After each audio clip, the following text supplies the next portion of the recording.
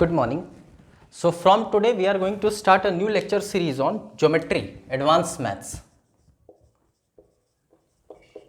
And our first topic will be centers of triangle. त्रिभुज के केंद्र. हमारे सिलेबस में 5 केंद्र इंपॉर्टेंट है. We have to understand 5 centres of triangle. The first being centroid. Second one is your orthocenter. Third is your circumcenter. Then we have incenter, and finally excenter. Fine. For Hindi medium students, it's केंद्रक, लंब केंद्र, then this is your परि केंद्र, this is your अंतः केंद्र, and this is your बाह्य केंद्र. Fine. अब क्या होता है एग्जैक्टली सेंट्रॉइड या ऑर्थोसेंटर या सर्कमसेंटर, इंसेंटर या एक्सेंटर? तो it is very simple. It is point of intersection. Fine. हम लोग बात सेंटर्स की कर रहे हैं, मतलब हम लोग बात एक केंद्र की कर रहे हैं. तो बट ऑब्वियस है वो एक पॉइंट होगा. ओके. तो centroid is a point of intersection of medians, मध्यिका. Orthocentre is a point of intersection of altitudes.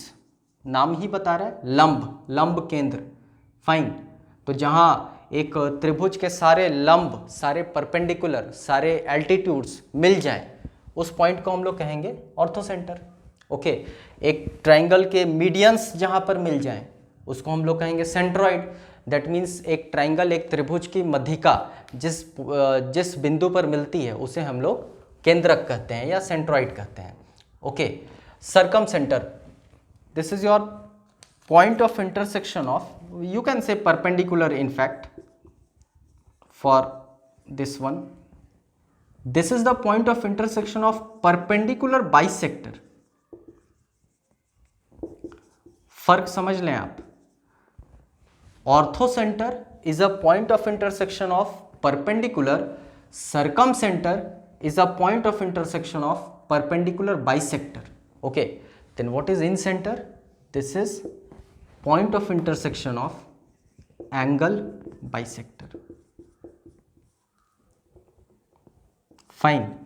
And excenter is again point of intersection of angle bisector, but this time name specifies it is for exterior angle.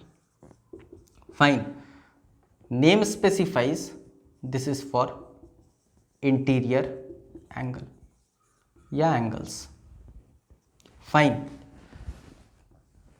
So this is the basic difference between centroid, orthocenter, circumcenter, incenter and excenter.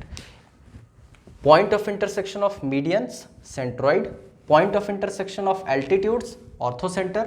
Point of intersection of perpendicular bisector, circumcenter. Point of intersection of angle bisector, but it should be interior angle, is your incenter. And point of intersection of angle bisector, but it should be exterior angle, is your excenter. Okay. अब इसको हम लोग specifically देखेंगे centroid के बारे में. We will see कि एक ट्राइंगल में सेंट्रॉइड किस पर्टिकुलर पोजीशन पर हो सकता है. एनीवेज,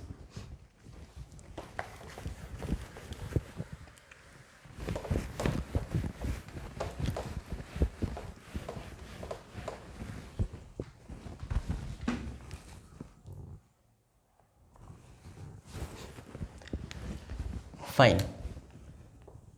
तो our next agenda will be centroid. अच्छा, इसी सेंट्रॉइड को there is a synonym for it, एक और टर्म से इसको डिनोट किया जाता है, and that is centre of gravity. वो फिजिक्स वाला एप्लीकेशन है जिसको हम लोग गुरुत्वा केंद्र भी कहते हैं। Anyways, I hope you all might be knowing कि there are 3 types of triangle based on angle. एक होता है एक्यूट एंगल ट्राइंगल, जिसको हम लोग न्यून कोण त्रिभुज कहते हैं। The second one is your right angle triangle, जिसको हम लोग कहते हैं समकोण त्रिभुज। And the third one is your obtuse angled triangle, जिसको हम लोग अधिक कोण त्रिभुज कहते हैं। बेसिकली इसका मतलब क्या होता है वो थोड़ा सा समझ लें आप। हिंदी इसका अगर समझोगे तो बड़ा आसानी से समझ में आएगा। एक्यूट एंगल ट्राइंगल, न्यून कोण त्रिभुज। न्यून का मतलब हुआ न्यूनतम, मिनिमम। फाइन, दैट मीन्स कहीं ना कहीं बात हो रही है एक ऐसे ट्राइंगल की जिसमें एंगल्स का वैल्यू कम है। फाइन, तो किससे कम है? तो रेफरेंस लिया जाता है 90 डिग्री को। ओके, आई होप आप ये जान रहे होंगे कि sum of angles in any triangle is 180 degree. Fine, I hope आप ये जान रहे हैं कि ट्राइंगल में 3 साइड्स होता है और 3 एंगल होता है। ओके, तो थोड़ा सा अगर यहाँ से कनेक्ट आप करेंगे तो we can not have 290 degrees in any triangle. एक ही त्रिभुज में 290 डिग्री पॉसिबल नहीं है, तो इसलिए एक 90 डिग्री को रेफरेंस माना जाता है। एक हो गया उससे कम, एक हो गया उससे ज़्यादा। दैट मीन्स इसमें एंगल्स जो होंगे वो 90 डिग्री से कम होंगे। आई मीन टू से it will be like this. Okay, 90 से सारा कम वाला एंगल एक्यूट एंगल ट्राइंगल में होगा, और अगर 90 डिग्री से ज़्यादा का एंगल हम लोग अज्यूम कर लें, कोई एक एंगल, तो वो ऑब्ट्यूस एंगल ट्राइंगल कहलाता है। तो बेसिकली एंगल के टर्म्स में ट्राइंगल को 3 भाग में डिवाइड किया जाता है, जिसमें पहला होता है एक्यूट एंगल ट्राइंगल, जिसको न्यून कोण त्रिभुज कहते हैं। दूसरा होता है राइट एंगल ट्राइंगल, समकोण त्रिभुज। दैट मीन्स इसमें एक 90 डिग्री का एंगल होगा। और तीसरा ऑब्ट्यूस एंगल ट्राइंगल, जिसको हम लोग कहते हैं अधिक कोण त्रिभुज। तो अधिक किससे? 90 से अधिक। दैट मीन्स एक कोई एंगल 90 डिग्री से अधिक होगा। एनीवेज, अगर सेंट्रॉइड के डेफिनेशन पर हम लोग बात करें तो थोड़ी देर पहले हम लोग देखे थे, it was point of intersection of medians. Fine, अब ये मीडियन क्या होता है? तो मीडियन टर्म को भी अगर आप इसके आइटमोलॉजी में जाओगे तो it is coming from mid. Fine, mid का मतलब हुआ किसी के बीच में। ओके, तो एक पर्टिकुलर साइड का जो मिड पॉइंट होता है, मध्य बिंदु होता है, वही उससे ही रिलेटेड मीडियन है। ओके, फॉर एन एग्जाम्पल, अगर हम ऐसा मान लें कि ये triangle A B C, let us suppose ये बी सी मेरा एक साइड है और बी सी का मिड पॉइंट कहीं यहां पर है। ओके, और हम इसके ऑपोजिट वर्टेक्स से अगर इसको कनेक्ट कर दें तो ये मेरा मीडियन कहलाएगा। आई होप आप समझ पा रहे हैं। Fine, this is a median from A on B C. Okay, इसका ये अर्थ हुआ कि ये वाला और ये वाला साइड बराबर होगा। ओके, अब अगर हम बी से बनाए ए सी पर मीडियन, तो पहले कहीं यहाँ पर एक पॉइंट ले लेते हैं, एग्जैक्ट स्केल पर नहीं है। फाइन, लेट अस सपोज कि this particular distance and this particular distance is same, ये दोनों दूरी सेम है। Let me choose a different color pen for this, only for your understanding. So this will become your median. तो ये भी क्या कहलाएगा, मीडियन कहलाएगा. ये median from B on A C. Okay, अब किसी भी ट्राइंगल में खास बात ये होती है कि जो तीनों मध्यिका या फिर तीनों मीडियंस जो हैं वो एक ही पॉइंट से गुजरते हैं. मतलब बट ऑब्वियस है कि ये वाले पॉइंट से ही ये सी से जो मीडियन निकलेगा ए बी के तरफ वो गुजरेगा. It will be like this. Fine, this is a for sure thing. तो ये वाला जो पॉइंट निकल कर आता है ये कहलाता है centroid. I hope it is very clear. Okay, तो what is a centroid? Centroid is a point of intersection of medians. Okay, तो हम लोग राइट एंगल ट्राइंगल में देखते हैं. तो राइट एंगल ट्राइंगल में लेट अस सपोज इसका अगर नाम दे दिया जाए फिर से ए बी और सी, तो ये ए से बी सी पर it will be somewhat like this, not on exact scale.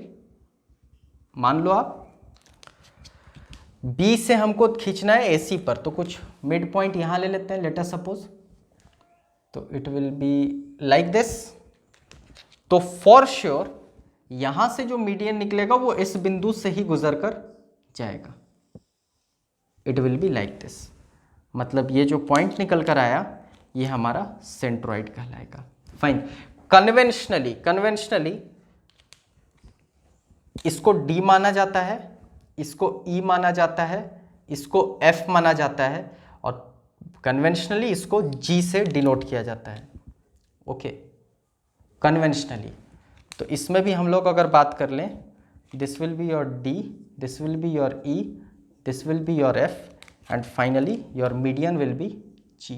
Okay, so moving on, our obtuse angle triangle. Okay, let this be the midpoint, let it be not on exact scale. तो ये ऐसा आया, ये यहाँ मान लेते हैं mid point. तो ये ऐसा आया और फाइनली फॉर श्योर इसी पॉइंट से गुजरेगा और ये पॉइंट हमारा कहलाएगा conventionally. This is your D, this is your E, this is your F and this is your G. अब जी से इसलिए डिनोट किया जाता है, reason behind, there is a reason for accepting this, कि हम लोग थोड़ी देर पहले बात किए थे कि सेंट्रॉइड का एक और नाम होता है centre of gravity. Okay, so for this reason conventionally इसको अज्यूम कर लिया जाता है कि G is known as centroid, G में be denoted as centroid. Okay, तो हम लोग यहाँ पर ऑब्जर्व क्या किए? हम लोग ऑब्जर्व किए कि एक एक्यूट एंगल ट्राइंगल की बात हो, centroid lies within the triangle. होगा ऐसा? फाइन. अगर हम लोग राइट एंगल ट्राइंगल की बात करें, centroid lies within the triangle. And हम लोग अगर ऑब्ट्यूस एंगल की बात करें, centroid lies within the triangle.